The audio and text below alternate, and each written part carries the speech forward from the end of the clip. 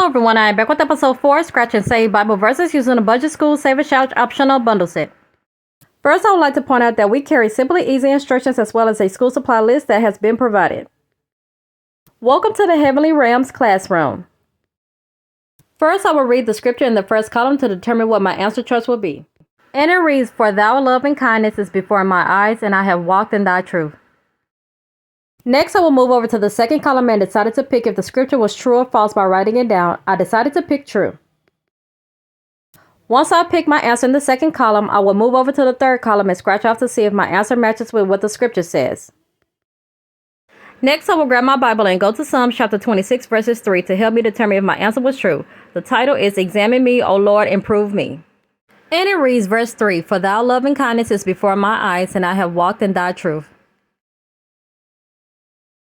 This means my answer was correct, and now I can move over to the last two columns to determine how much I will be budgeting for this savings challenge.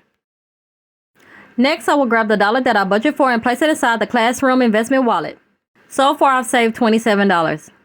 And that is simply it, you guys. Stay tuned for episode 5, Scratch and Save Bible Verses using a Budget School Savings Challenge optional bundle set.